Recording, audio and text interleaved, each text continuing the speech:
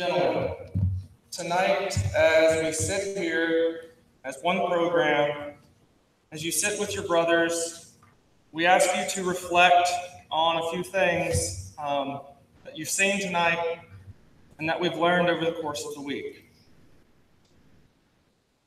242 years ago, Thomas Jefferson wrote what would become known as the Declaration of Independence. In that document, he wrote, "We hold these truths to be self-evident, that all men are created equal, endowed by their Creator with certain inalienable rights, and that among these are life, liberty, and the pursuit of happiness." At the time that statement was written, it was considered radical. Today, we take it for granted.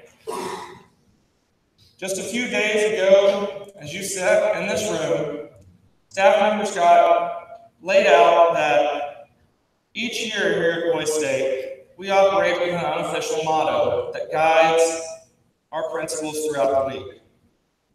This year, that theme was Contend for Change. When Thomas Jefferson wrote those words in 1776, there were two of them that stood out. Two of them that stood as a direct challenge to all of the kings and potentates in Europe and the great powers of the world. Those two words were all men. That challenged every form of government and every system of society that had existed before it. It was considered radical and laughable by the powers that be at the time. And yet 242 years later, those two words have spread not just across the area of the 13 colonies that signed that document, not just across the North American continent, but around the world. When our theme was laid out to you, we told you that it was Contend for Change. It too has two key words in it. First is contend. To contend means to struggle. It is not an easy process. It is not passive, it is a fight. The second word is change. This is not change purely for the sake of change, just to see something be different. This is change to make things better. It's to seek an improvement. Or as our founding fathers wrote when they ratified the United States Constitution, in order to form a more perfect union. They acknowledged then that it was not a perfect union, but their desire was to make it more perfect, to push and to struggle, to right the wrongs that they saw in the world, so that those two words, all men, could truly be embodied in our society. And over the course of our history, we have seen that theme play out. Our country has contended for change over the years. As I said, contention is not easy. Barely 80 years after our country was formed, it was almost torn apart, as friend fought friend, father fought son, brother fought brother, around the central issue of whether one man could treat another as property on the basis of the color of his skin. That contention was not easy, nor was the change that came with it.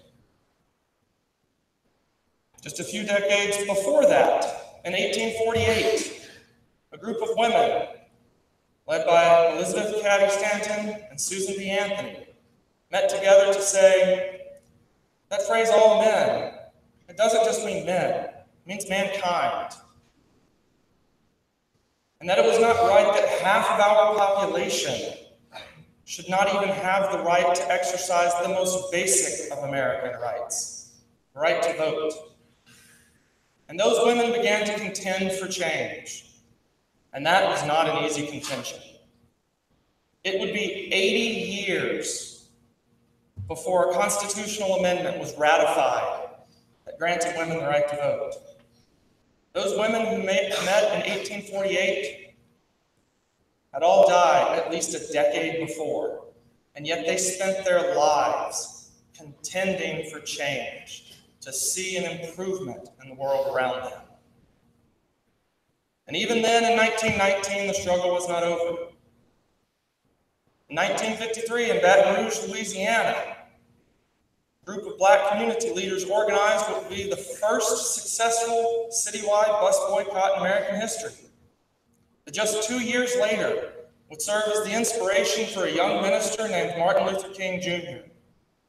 It served as part of the impetus for the American Civil Rights Movement, a movement that said, yet again, it was not right to divide color on the basis of their skin, that all men should have the right to attend school, to sit at a lunch counter, to ride a bus.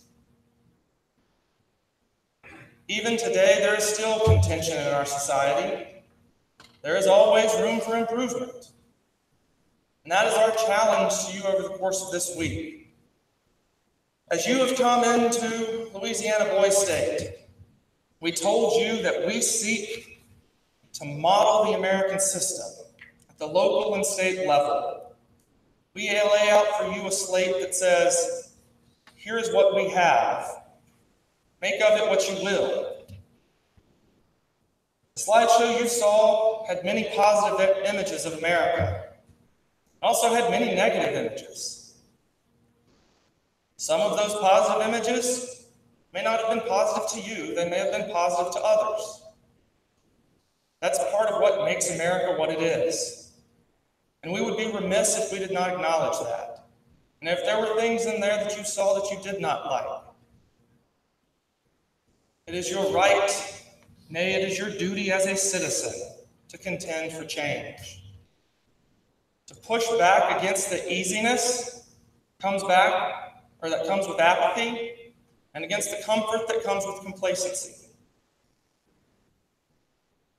We would be remiss if we did not mention the fact that, again, we say as a Boys State program, we try to lay out for you what is best in America.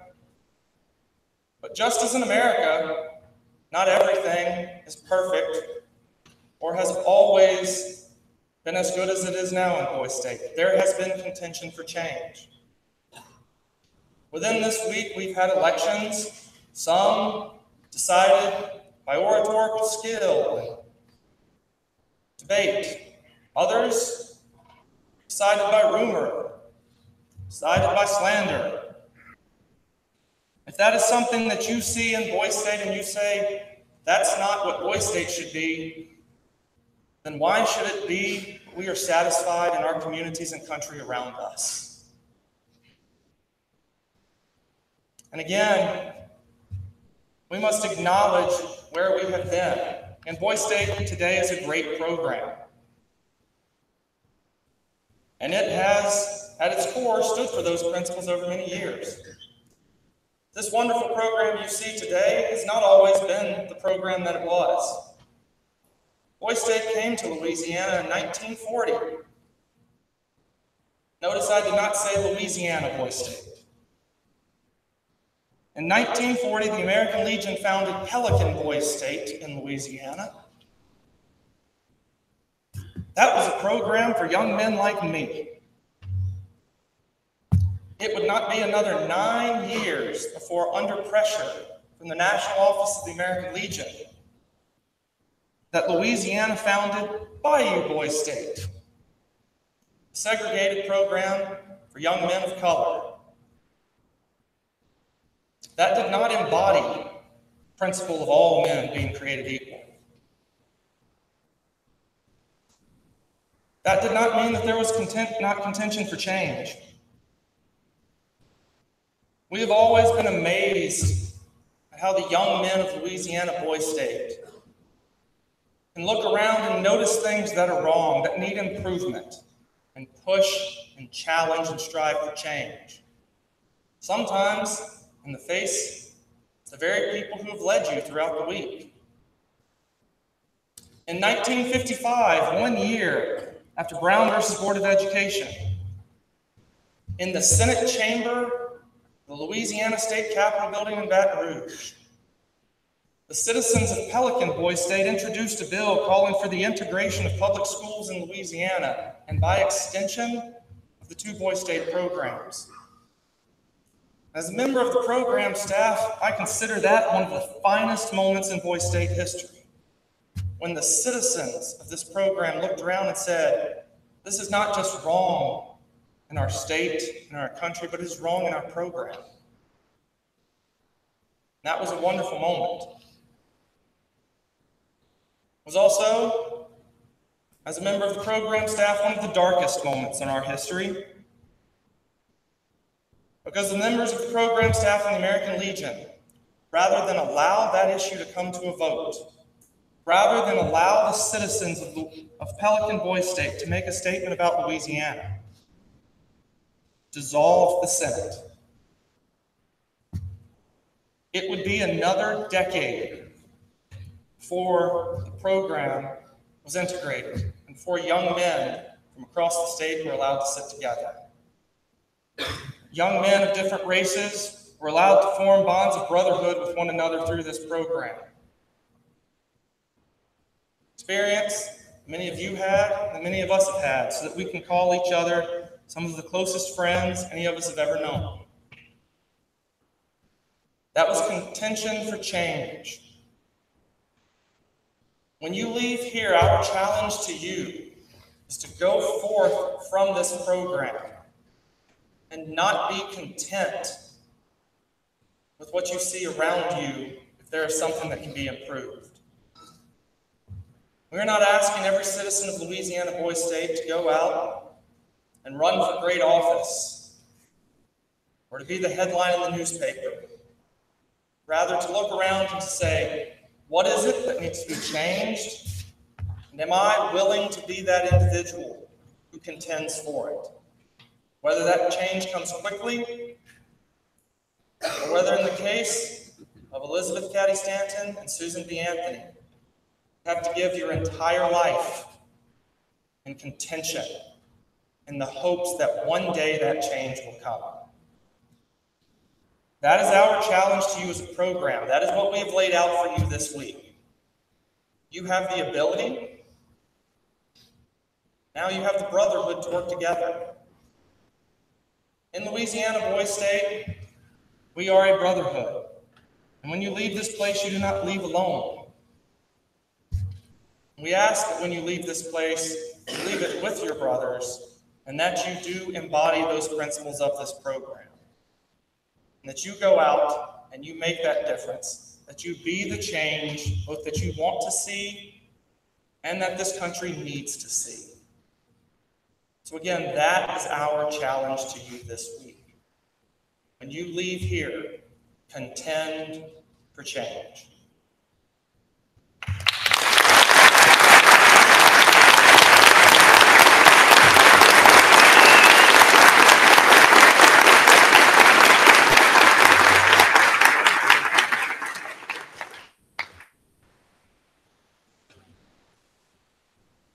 And now, at the end of our night, in what is a Boy State tradition, we do end on a somber tone. We do like to remember that we are a program sponsored by the Louisiana Department of the American Legion. The American Legion was founded in the early 1900s, in the aftermath of World War I, by veterans returning from Europe, who sought to band together, not only in fraternal brotherhood, but to advance the ideals of the American system. And it is through the efforts of those men and women over the years that programs like Boy State are able to operate. But there are a group of men and women that we want to remember tonight, through whom all of this truly is possible.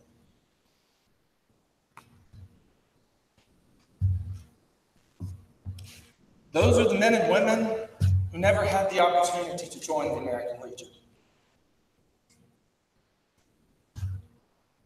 first shots were fired in defense of liberty at Concord and Lexington in 1775, over 1.3 million men and women have laid down their lives in defense of this nation. That number is staggering. It's a number that I cannot fathom.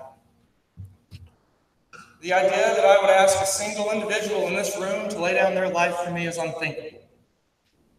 And yet, over the 242 years of our country, over 1.3 million individuals have done just that. As I said, the American Legion was founded in the aftermath of World War I. During that war, a war that was known as simply the Great War at the time, or the War to End All Wars. Among the carnage of the battlefields of Europe grew small red flowers, poppies. Following the war, the poppy was adopted by the American Legion as its official symbol of remembrance. In a moment, we will leave out from here, as is our tradition, ending the program, not just remembering what we've been able to experience today,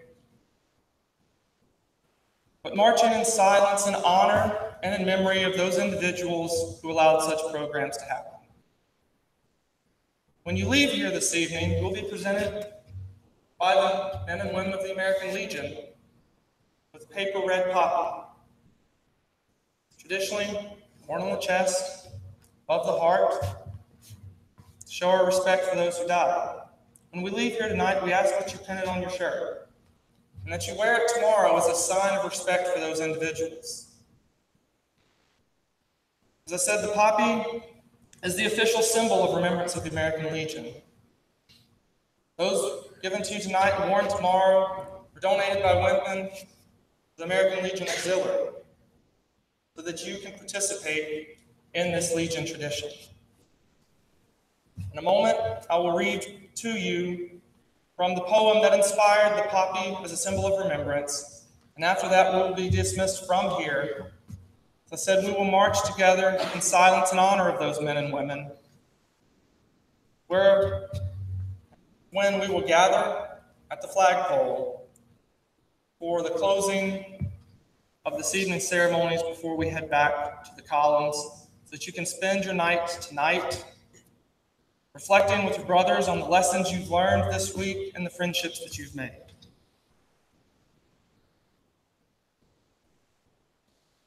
In Flanders fields, the poppies blow between the crosses, row on row. They mark our place, and in the sky the larks, still bravely singing, fly scarce heard amid the guns below. We are the dead. Short days ago we lived, felt dawn, saw sunset glow, loved and were loved, and now we lie in Flanders fields. Take up our quarrel with the foe. To you from failing hands we throw the torch.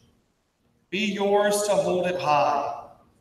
If you break the faith with us who die, we shall not sleep, though poppies grow in Flanders fields.